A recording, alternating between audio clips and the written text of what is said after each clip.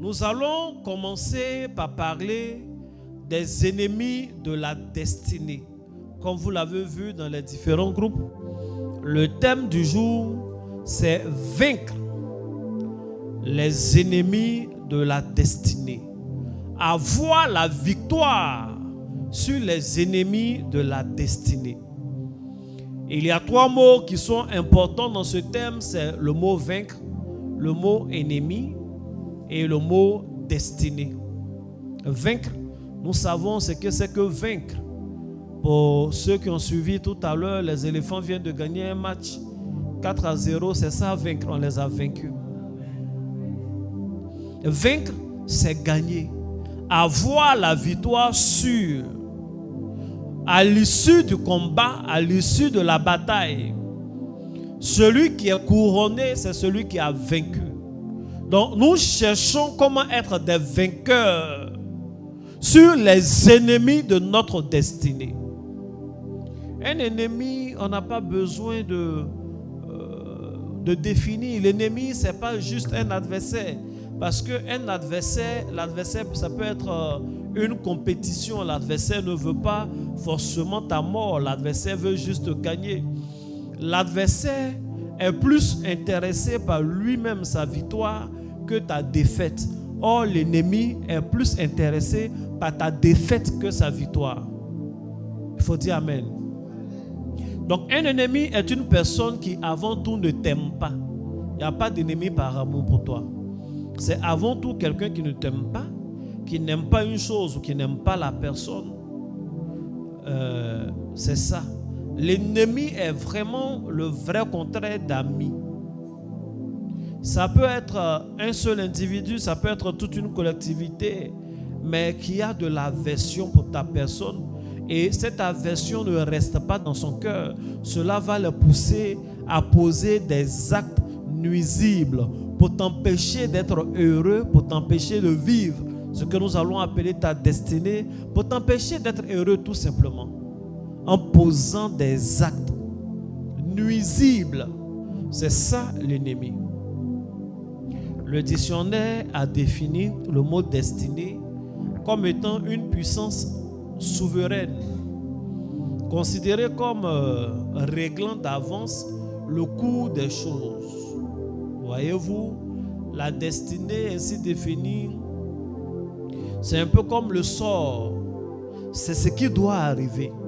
Et il y a une puissance souveraine. Pour nous qui croyons en Dieu, c'est un peu comme le destin. C'est ce qui doit arriver. Et elle est immuable. Elle est inéluctable. C'est comme ça. C'est ce qui est écrit, c'est ce qui va se faire.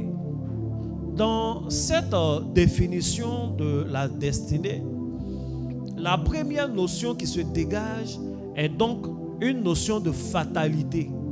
Ça veut dire que l'on n'y peut rien à la destinée. Tu peux essayer de faire les efforts, tu peux prier, tu peux te battre, faire les meilleures études, mais en fait, c'est ce à quoi tu es destiné, c'est ce qui va arriver.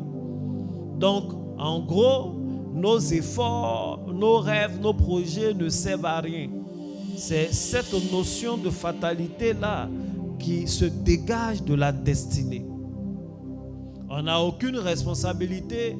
Nous sommes des jouets entre les mains de Dieu. Dieu joue un jeu comme aux échecs. Il est seul. Il pousse des pions, après il pousse d'autres. Et puis c'est tout. Et cette notion souvent peut conduire à l'acceptation de tout ce qui nous arrive. Et peut conduire au découragement. Ça n'est ainsi parce que Dieu a décidé ainsi, point barre.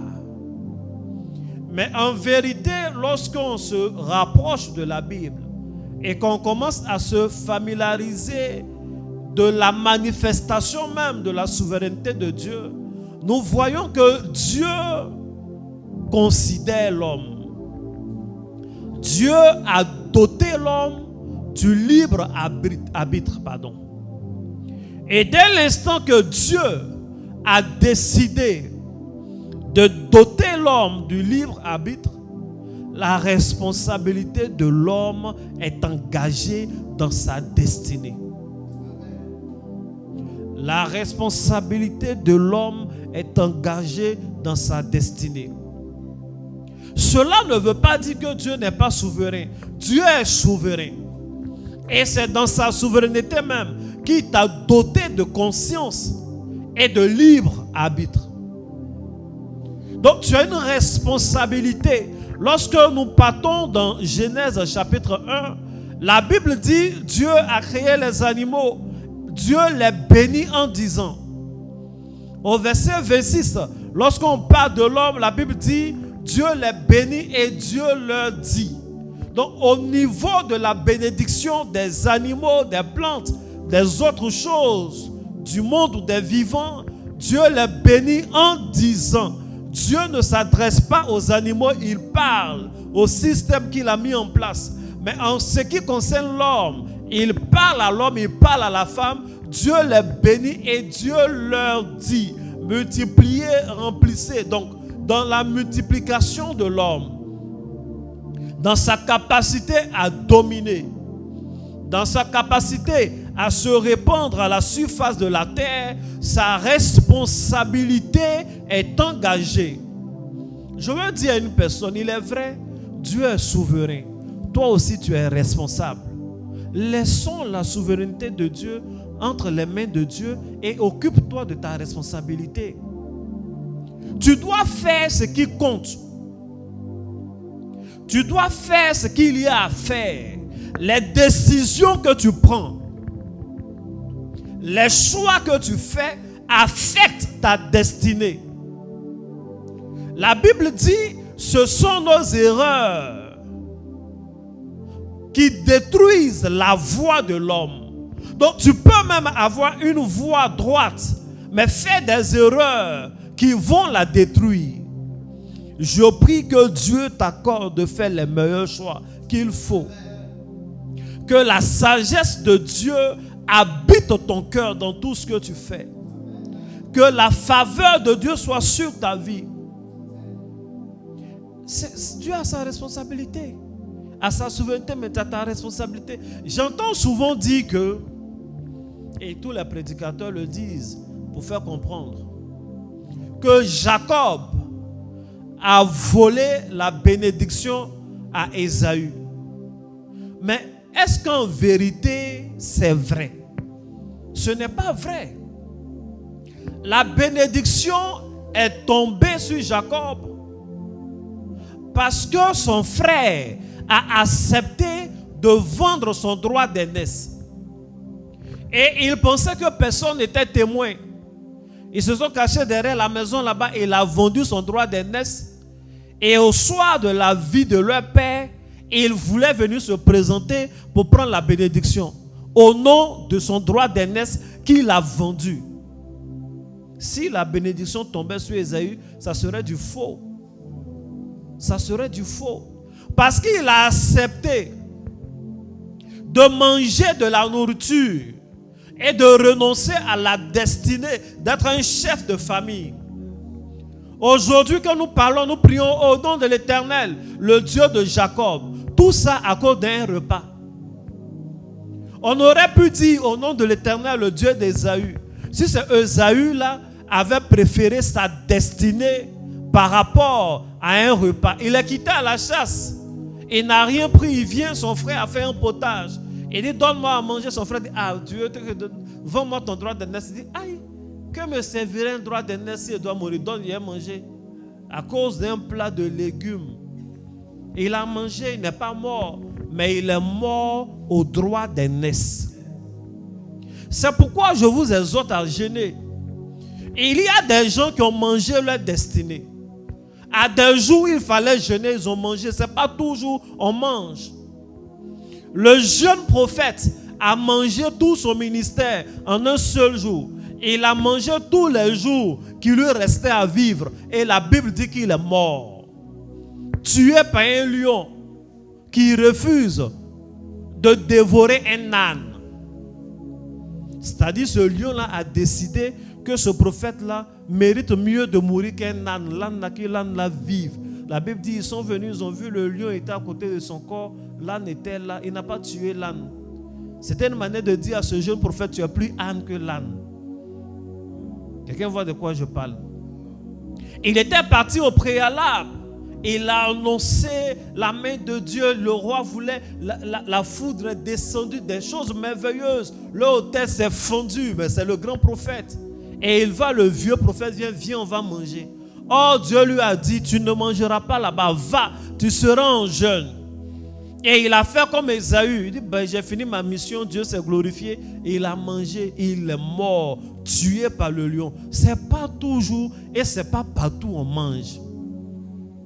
C'est pas toujours et c'est pas partout on mange. Il faut bien dire amen. Tu peux pas manger partout comme ça.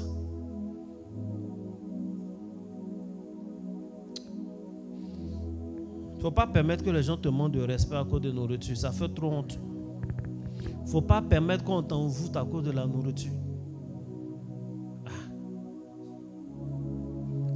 Les ennemis de la destinée. Donc Dieu est souverain. On ne maîtrise pas la totalité de la souveraineté de Dieu. Mais au moins, occupons-nous de notre responsabilité dans notre destinée. Ne fais pas de mauvais choix pour venir ensuite accuser Dieu. Il y a un verset que j'aime. Je vais lire et puis on va avancer.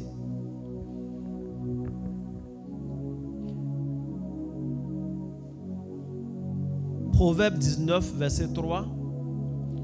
La Bible dit: la folie de l'homme pervertit sa voix. Et c'est contre l'Éternel que son cœur s'irrite. C'est pas intéressant comme verset? Il dit, la folie de l'homme pervertit sa voix. Et c'est contre l'Éternel qui s'irrite. Mais ce n'est pas l'Éternel qui a perverti ta voix. Ton chemin était bien. Je vais lire la version français courant, qui nous parle bien à notre génération, à notre époque. Proverbe 19, verset 3, français courant, il dit: tel homme se met bêtement dans une mauvaise situation et tourne sa colère contre le Seigneur. La Bible a dit bêtement, hein? Il dit, tel homme se met bêtement dans une mauvaise situation et tourne sa colère contre le Seigneur. C'est-à-dire, lui-même, il se met dans des problèmes. Et puis, tout Seigneur, pourquoi moi? Tu aurais voulu que ce soit qui? C'est toi qui as agi comme ça. Donc, lui, second dit diplomatiquement, la folie de l'homme pervertit sa voix et c'est contre l'Éternel que son cœur s'irrite. L'autre dira, tel homme se met bêtement dans une mauvaise situation et tourne sa colère contre le Seigneur. Avant de tourner notre cœur à s'irriter contre l'Éternel, il faut voir, est-ce que toi-même, tu n'as pas agi bêtement, avec folie dans cette situation? C'est pourquoi je priais, je dis que la sagesse du Seigneur s'empare de nos cœurs. Les gens qui agissent bêtement, là, ce n'est pas toujours ils font exprès. Souvent, c'est parce qu'on pensait que c'est ce qu'il y a à faire. On fait des erreurs. Il faut que la sagesse de Dieu t'illumine, t'éclaire et remplisse ton cœur et tes pensées. C'est important pour ta destinée. Ça veut dire que nos voies, le chemin que Dieu a tracé pour toi est un chemin de gloire. La personne qui est en train de m'écouter en ce moment, tu es élu à la gloire de Dieu. La destinée que Dieu a prévue pour toi n'est pas une destinée de souffrance à n'en point fini. Mais il a tracé un bon chemin pour toi. Que la colère ne vienne pas pervertir, et que la folie ne vienne pas pervertir ce chemin-là. Que les faux choix, les fausses relations, les fausses connexions ne viennent pas pervertir ta destinée. Il faut bien dire Amen. Il faut dire Amen. Aujourd'hui, c'est prière et enseignement. Donc, voici ce que je pouvais dire sur la notion même de destinée. On a quelque chose à faire dans notre destinée. Et nous autres, qu'est-ce qu'on peut faire? On doit avoir des planifications, on doit beaucoup réfléchir, mais on doit prier. David a dit dans le psaume 31, verset 15, « Mes destinées sont entre tes mains. » Il préfère mettre ses destinées entre les mains de Dieu. Mais quand il finit dans le psaume 31, on voit, il prie beaucoup. Et il annonce des choses qu'il va faire. Donc, remettons nos destinées entre les mains de Dieu, mais agissons par sagesse et par stratégie. Il faut dire Amen. Ainsi donc, la destinée, c'est la vie que nous sommes appelés à vivre. C'est le bonheur que nous sommes appelés à expérimenter. La destinée, c'est nos expériences avec Dieu, les dons spirituels, la connaissance de Dieu. Il faut dire Amen. Donc, notre destinée, c'est la vie de famille heureuse que Dieu veut qu'on ait. La bonne relation avec Dieu que Dieu veut qu'on ait. La bonne santé que Dieu veut qu'on ait. Les bons loisirs, les voyages, etc. que Dieu veut qu'on ait. La bonne carrière dans notre travail que Dieu veut qu'on ait. C'est ça qui est notre destinée. Mais ce n'est pas toujours bon. Parce que cette destinée-là, elle a des ennemis. Il y a des gens, il y a des esprits, il y a une autre force qui est hostile à ta destinée heureuse. Et il y en a plusieurs. Et il y en a qui sont de nature spirituelle, comme nous avons vu. Il y a des gens qui font les choix qu'il faut, qui prient comme il faut, mais qui traînent dans la vie.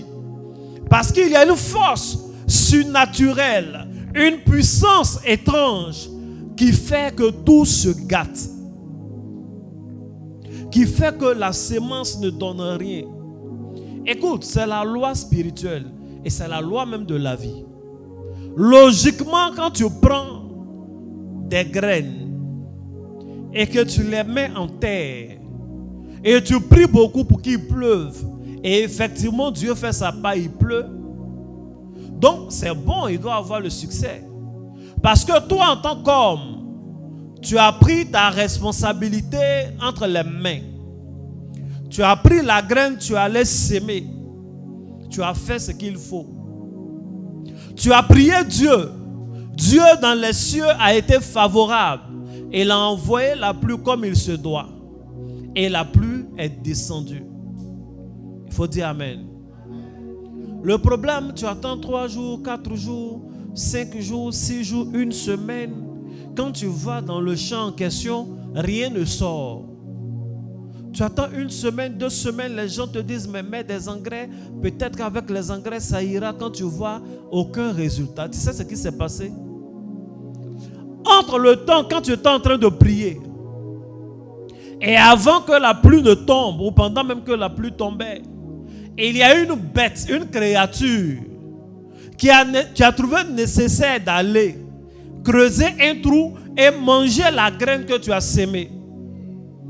Il y a un oiseau qui est allé, qui a pris ses pattes et éparpillé le sable, enlevé la graine que tu as sémée. Et ça ne va pas pousser.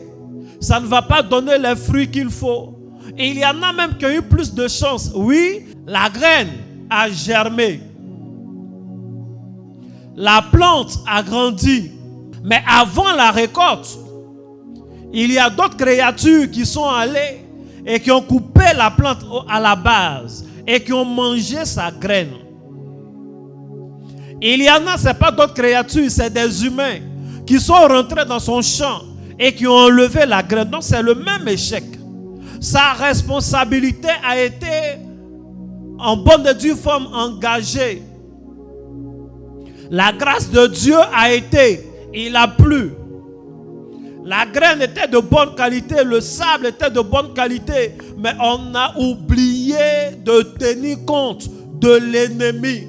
On a oublié de tenir compte des nuisibles. On a oublié de chasser ces oiseaux-là. On a oublié de barricader la plante en question. On a oublié d'installer un épouvantail pour effrayer les bêtes. On a oublié de tenir compte qu'il y a un adversaire. Et en ce jour, et pendant cette semaine, nous allons traiter nos ennemis. Nous allons traiter efficacement nos ennemis. Nous allons les traiter totalement. Et nous allons avoir la victoire au nom de Jésus. On va prier aujourd'hui. Et pendant toute la journée de demain, tu vas prier. Quand je te parle des ennemis de la destinée, quel est le premier ennemi qui te vient en tête? C'est de lui que nous allons parler aujourd'hui et c'est contre lui qu'on va prier. Quel est le premier ennemi de la destinée qui te vient en tête? Je vais essayer de voir des réponses dans le groupe. Quel est le premier ennemi qui te vient? J'entends la colère, la sorcellerie, l'échec, notre cœur, la peur, la colère, la sorcellerie, la chair, le doute, les maladies, nous-mêmes, le péché, la pauvreté, le diable, la pauvreté. Quelqu'un dit moi-même, la colère. Anne-Rita, quand tu dis toi-même, c'est qui? Moi ou? Les envies, le manque de prière, les plaisirs, encore la sorcellerie. La sorcellerie a gagné par vote. La peur, la pensée, la désobéissance, la pensée, le manque de la foi. Oui, c'est vrai, c'est des ennemis. L'homme. Le premier ennemi de l'homme, c'est l'homme lui-même, la pensée également. Que Dieu vous bénisse. Ah d'accord, elle dit elle-même son propre comportement. C'est pas moi. Que Dieu vous bénisse.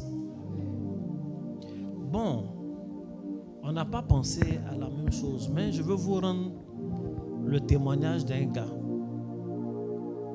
Il y a un gars qui craint Dieu et puis il est né en très bonne santé. Il a eu du travail.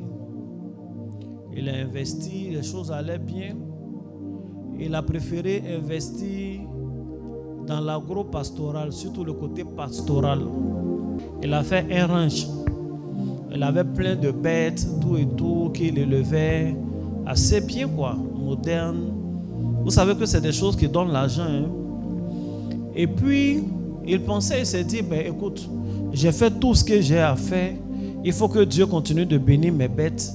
Il va décider même de faire des offrandes à Dieu.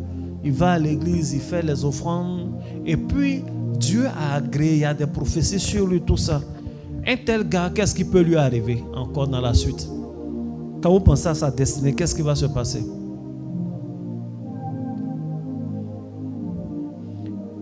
De un ranch, il doit passer au moins à 2. Ces bêtes doivent se multiplier. En tout cas, il doit commencer à exporter à l'extérieur tout ça. Mais vous savez ce qui lui est arrivé? Il est mort. Il est mort. En fait, je suis en train de vous parler d'Abel. Abel de la Bible. Il est né dans une famille où on craint Dieu. Parce que sa mère et son père connaissaient Dieu. Il a été éleveur. Ses bêtes étaient en bonne santé. Il a pris le premier-né, il allait donner à Dieu. Dieu était d'accord. Quand Dieu apprécie ta personne et qu'il a agréé ton offrande, qu'est-ce qui doit t'arriver si ce n'est pas la gloire? Qu'est-ce qui doit t'arriver si ce n'est pas la bénédiction? Un tel homme doit avoir une bonne destinée. Mais on n'a pas eu le temps de voir ces bénédictions. On n'a pas eu le temps de voir ces bêtes se multiplier. Peut-être il en avait d'autres qui étaient en gestation. Il avait des plans. Peut-être il avait commencé à faire des prospections. Comment il va les vendre? Comment il va agrandir? Il avait ses plans. La Bible dit un jour, son frère avec un cœur de sorcier là, va l'appeler, dit suis-moi, allons. Et il sort et on tue Abel. La mort a arraché Abel de sa belle destinée. Abel est mort, on n'a plus parlé de lui. On ne peut plus parler de destinée prophétique avec lui. On ne peut plus parler de loisir, on ne peut plus parler. Celui qui est mort est mort. Le premier ennemi de la destinée, c'est la mort. C'est pourquoi la première chose vis-à-vis de laquelle Dieu a mis l'homme en garde, c'était la mort. Dieu a parlé de ce que la vie de l'homme va être. Dieu a parlé à Adam et dit, tu vois, il y a 4 fleuves. Dans ces 4 fleuves-là, il y a beaucoup de poissons. Tu vois, il y a tout un jardin pour toi.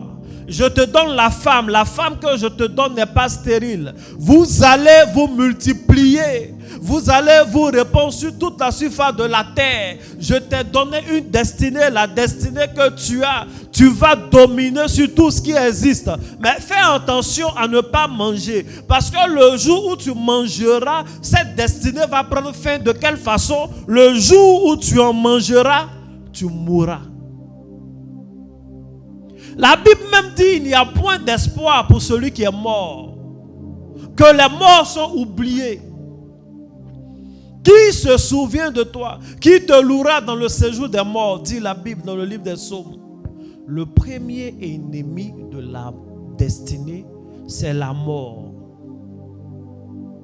Beaucoup disent que le cimetière est l'endroit le plus riche. Des gens peuvent avoir des plans. Il y a des gens qui ont monté des sociétés, qui ont monté de bons plans. Ils ont fait des demandes de prêt à la banque. Et quand la banque leur a donné le prêt, ils sont morts. Le projet n'a jamais été exécuté. La mort n'est pas une bonne chose. Il y a des gens qui ont été élus. Il s'est battu, il a fait les élections, il a fait la campagne, il a gagné les élections. Il a fait une tournée pour aller dire merci aux parents. En revenant, accident de circulation, il est mort. Il n'a pas gouverné. Il n'a pas été le député qu'il fallait. La mort n'est pas une bonne chose. Il y a des gens qui, une semaine avant, ont fait des réunions avec leurs fiancés. Voici ce que nous allons faire. On va se marier. Après le mariage, nous allons partir nous installer au Canada. Il faut que tous nos enfants naissent en Occident. On va faire ceci. C'est le jour même du mariage. Pendant qu'ils étaient en train de danser, la femme est tombée, elle est morte. Cette destinée de faire des enfants, d'aller dans des pays, on n'en parle plus. La mort n'est pas une bonne chose. Il y a des gens ceux qui avaient des prophéties. Ainsi par l'Éternel, pendant que je parle dans la salle, il y a une sélection de prophètes. Des gens sont tombés, waouh. Donc il y a prophétie sur lui. Ils sont morts jeunes. Ils n'ont pas prophétisé une seule fois avant de mourir. La mort est le pire ennemi de la destinée. Ne dit-on pas que tant qu'il y a la vie, il y a l'espoir? La sorcellerie peut gâter la vie de quelqu'un. Mais tant que la personne vit, la personne peut toujours se relever. Quelqu'un peut échouer 10 000 fois. À la 10 001e fois, avoir un succès qui fait oublier les 10 000 échecs passés. Bien sûr. Les gens qui ont fait bac 5 fois, 6 fois avant d'avoir leur bac, quand ils l'ont au 6e fois là écrit, ils sont contents. Souvent, à la première tentative d'un concours, ça marche. Il a oublié les échecs passés. Tant qu'il y a la vie, il y a toutes les possibilités. Mais le pire ennemi, l'ennemi le plus dangereux de la destinée, c'est la mort. La mort prématurée.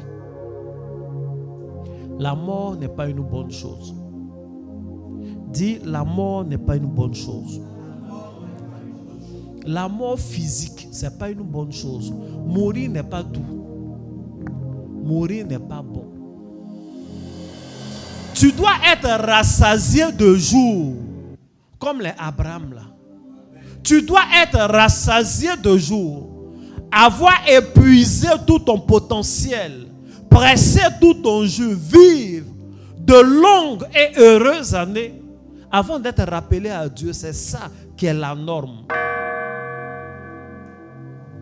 Dieu a dit l'homme n'est pas bien. On a péché tout et tout. Donc pour ça, lui, il réduit la vie de l'homme sur terre. Vous n'allez plus vivre longtemps. Vous allez vivre 120 ans seulement. Aujourd'hui, 120 ans est devenu le record. Les gens meurent à 18 ans, à 16 ans. Le gars a le BPC, il meurt. C'est-à-dire, ses parents ont vu en lui un enfant qui a un bon potentiel. Donc, qui a une bonne destinée. Ils l'ont mis dans les meilleures écoles. L'enfant est parti à l'école, il est mort. La mort n'est pas une bonne chose. La mort n'est pas une bonne chose. Il y a des gens qui ont été nommés, ils sont morts. La mort n'est pas une bonne chose. Il faut dire, la mort n'est pas une bonne chose. Nous tous, on est bien placés pour savoir que la mort n'est pas une bonne chose. Parce qu'on a forcément perdu un parent ou un ami, quelqu'un qui est la fleur de l'âge. La mort n'est pas une bonne chose. Et il y a des artistes qui étaient en studio. Il s'est assis, il a réfléchi. Il a composé une très belle chanson. Et il allé en studio, ils ont fait c'est bon. Il a fait asseoir toute son équipe. Bon, voilà comment on va faire. Il faut qu'on fasse un buzz. Il faut qu'on passe à la radio. Comment faire connaître le son. On sait que ça va prendre. Et puis ils sont morts. La mort n'est pas une bonne chose. Cette destinée n'est pas bien. Et il y a des artistes qui n'ont même pas fait sortir la chanson. Ils ont fait sortir ne serait-ce que le beat. C'est ce qu'on dit, non? La musique sur laquelle il va poser. Rien que le beat a pris tout Abidjan. Et tout le monde est unanime. Ah, ce son-là, ça va prendre. Ah, ça va prendre. Ah, ça va prendre. La danse est déjà connue. Ah, ça va prendre. Au moment où les gens attendent les paroles sur la musique, par un accident, la mort nous arrache une telle personne. La destinée que tout le monde prévoyait, ça va prendre. On imagine déjà les concerts. N'a pas lieu. La mort n'est pas une bonne chose. La mort est la pire ennemie de la destinée. Il y a des enfants, on a vu. Regardez, comment on appelle l'histoire du peuple d'Israël en Égypte. Je suis sûr que les enfants qui naissaient là, leur mère ne savait pas que l'enfant allait mourir de si bas âge. Ah, lui là, il est né, il ressemble à son papa. Hein. Peut-être qu'il sera charpentier aussi. Les Égyptiens sont rentrés dans la cour des Israélites. Ils ont pris leurs enfants pour aller les tuer au Nil. Ces enfants-là n'ont pas eu de destinée. Toute une génération effacée. Et il y a des gens qui ont mis leurs enfants à l'école. Ils étaient étudiants sur le campus pour des histoires de bagarres, des choses dont on ne sait même pas les tenants et les aboutissants. Son pauvre enfant a été tué. La mort n'est pas une bonne chose. Des jeunes gens ont voulu le meilleur pour notre pays. Ils ont estimé qu'on est trop dominé par des puissances impériatrices. Ils sont sortis pour marcher, pour qu'il y ait la liberté et tout le monde va être heureux. Pour qu'il y ait la liberté, ils vont avoir de bons emplois. Ils ne sont pas revenus. Les gens étaient sans pitié, on leur a tiré dessus. La mort n'est pas une bonne chose. La mort arrache à la vie. La mort est le pire ennemi de la destinée. Il y a des gens qui ont présenté des concours. Le résultat n'était pas encore sorti. Ils sont morts. Après le résultat sort, on dit ah ça a marché. On les attend.